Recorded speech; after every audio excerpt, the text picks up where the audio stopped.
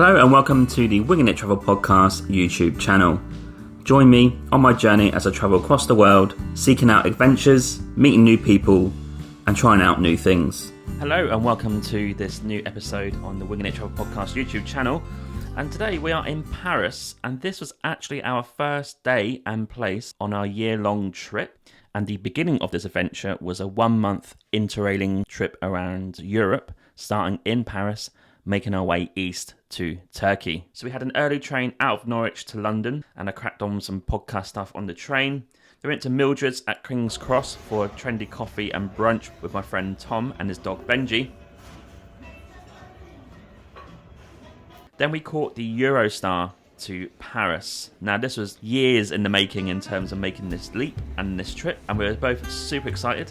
And we checked into a hotel in Paris called La Quartier Bercy, which is in the Bercy area, as you can see on this map. The price for the hotel was about 500 Canadian dollars for 3 nights. You are going to pay for accommodation in Paris, and if you pay a little bit less, you're going to be further out of the central part of Paris, so please bear that in mind when you book. We checked in and went out to a local restaurant called La Zinc for some classic French food, fish and chips, and an early night as we're out exploring the next day. After a reasonable sleep, interrupted by cigarette smoke outside our hotel window, which drifted up to the room, we were excited next morning to have a full day in Paris. This might sound a bit cliche, but I was really excited to get stuck into the croissants and the trendy coffees in Paris.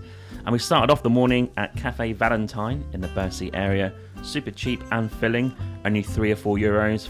And we were given a really balmy, almost summer-like day in terms of the weather. The sun was out and it wasn't that cold. And our plans was to walk down the River Seine to the Latin Quarter to check out the Shakespeare and Company, then to walk past the Notre Dame and make our way to the Louvre, and then, of course, all the way to the Arc de Triomphe.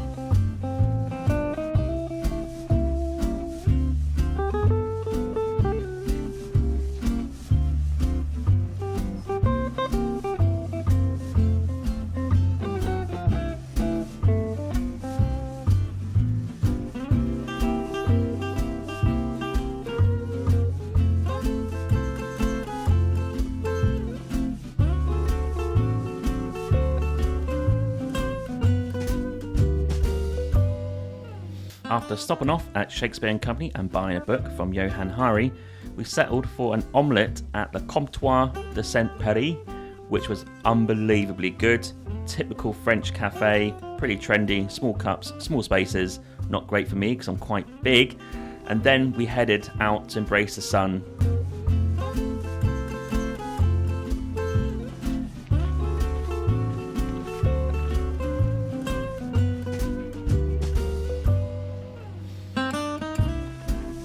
So we went to the Jardin des Tuileries for some relaxing chilling in the sun by the fountain.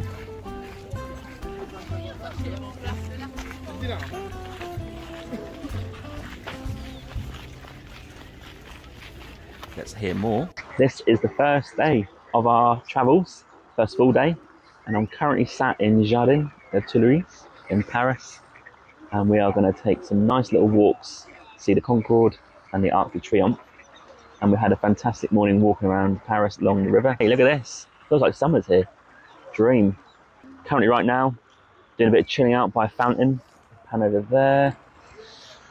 And just enjoying the view, enjoying the sun.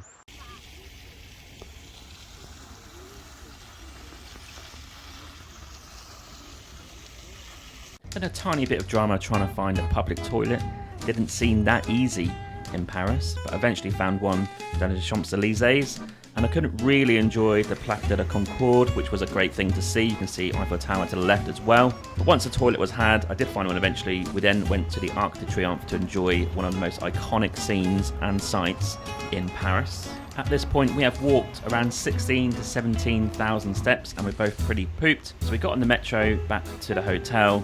Then we forced ourselves out later to an Indian restaurant to go and get some vegetables because we were craving some. And that was a great first day in Paris, and we're excited for the next day. Fully rested, next morning we set off to a very trendy cafe near us in the Bercy area. Let's check this one out. Here in Paris, and we're at Chez Coquille, which is behind me here. Loads of seating, looks very trendy, so let's go in.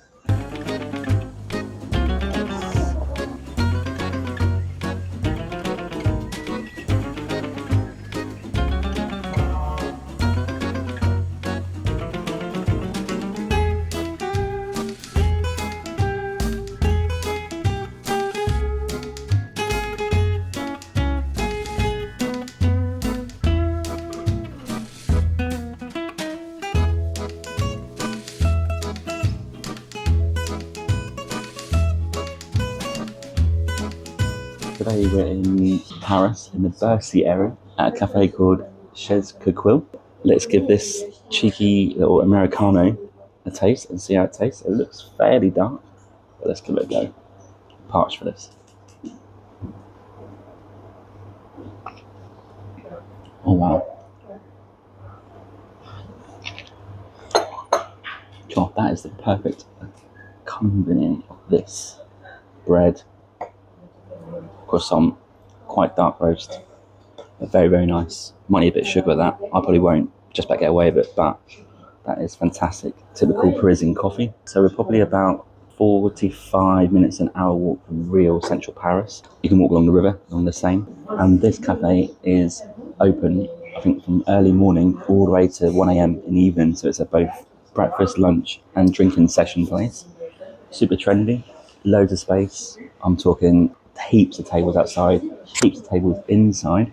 And it's difficult to judge the vibe, but I think this will be a mix of workers in the morning getting their coffee, people coming in for a bit of lunch, and also people having a bit of a drinking session and even with their friends. We saw a few last night sitting outside. The prices for the coffee is around €1.80 to €2, and they do a full array of coffees and teas.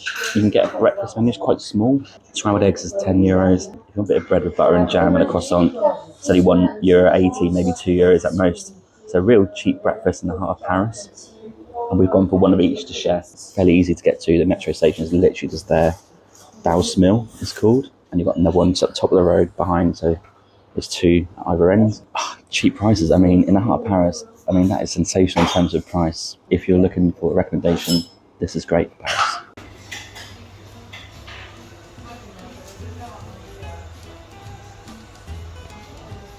Next on our list of things to see in Paris was the iconic Bastille. So we took a walk in the local streets to see that. Pretty iconic considering the history of this and how it relates to the French Revolution. And it seems to be a lot of their stuff is on roundabouts. Interesting. We made our way to the trendy area of La Marais, full of cafes, restaurants, a great vibe as well. Independent shops, little cobble streets, the absolute dream. And within that we visited the Anne Frank Park, which was nice to sit down and have some lunch. And then I was going to meet another podcaster to record an interview in person called Oliver G. He hosts the Earful Tower Podcast.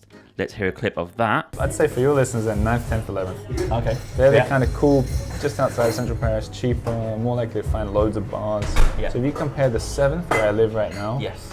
the full story is I was getting obsessed with this ancient archway that's 2 floors down under a post office. They used to let this river run into Paris through the old wall 800 years ago. Yes. Like, so it wasn't a culture shock about France, like, you know, it wasn't about the language or the croissants, or not so much about that. The big shock for me was the change from coming from sort of new Europe to old Europe. Oh, wow. Thanks, Oliver, for recommending the Le Palaton Cafe in the 4th District. Great coffee there. And I fully enjoyed chatting with Oliver to hear about Paris and about how his podcasting is going. You should check his podcast out. I met back up with Emma. This time we're going to check out a very different type of cafe in La Marais called the Coffee Cafe. Very chic, very new, very modern looking. You don't even need to speak to a human being to order a coffee. Here's a little snippet for you. Another trendy episode for you today in Paris. I'm on the road. Rue Zec-Gilles, probably pronounced that wrong, is in the La Marais region of Paris. Probably pronounced that wrong as well. But this is a Japanese company. They've got multiple coffee shops around the world. And I'm just cut lists them: Tokyo, Sao Paulo, Brasilia, Belo Horizonte, and into Europe, Lisbon, Madrid, Barcelona, and here. First of all, gotta say, look at this gaff. Super chic, modern, sitting on the edge. So you can watch the world go by with a window here. And this is a coffee I'm really excited to try. It's got a whiff of Canada about it maybe, or a very modern sort of brunchy type coffee feel. But let's give this coffee a go first, and then we'll talk a bit about the cap.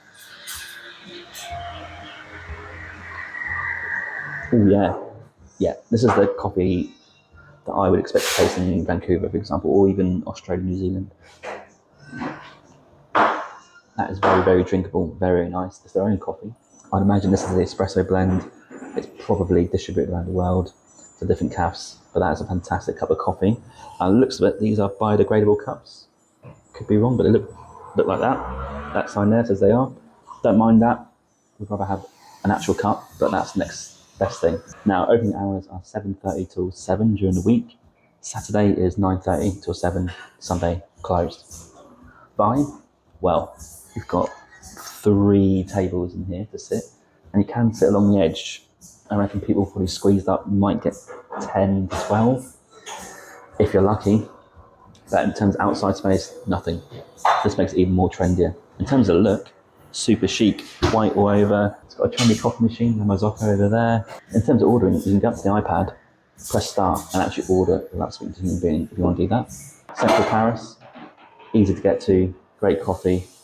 What else do you want?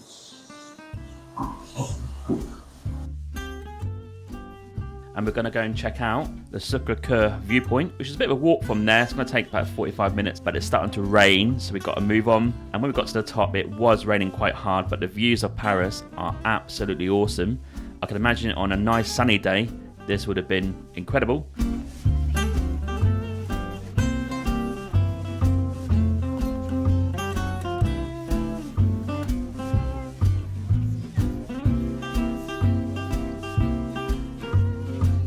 This was another cracking day in Paris, seeing some sights, meeting some people. We were totally knackered in the evening, as you can imagine. And after another dodgy sleep in the hotel, basically because of the cigarette smoke, we headed to Felix Cafe next morning for a coffee and croissant for €4. It's just across the road from the hotel. And then we got our metro to Gare de l'Est because we're going to get the train to Luxembourg for the next part of the trip, which will be in another episode. Paris is a favourite. It's cliche, but it has everything that I love. Great vibes, trendy cafes, cobbled streets, easy to get around, not too expensive day to day when you're buying food and coffee out, and so much to go and see and do. You can spend a whole week there and not even touch the surface. This was my second time in Paris, and I still feel like I haven't really checked out as much as I like, and I can't wait to go back again and do some collabs and meet some other podcasters in Paris. Thanks for tuning in, and I'll see you next time. Cheers. Please follow and subscribe on my YouTube channel today, and please rate and review the podcast on any podcast platform that you use. Thank you.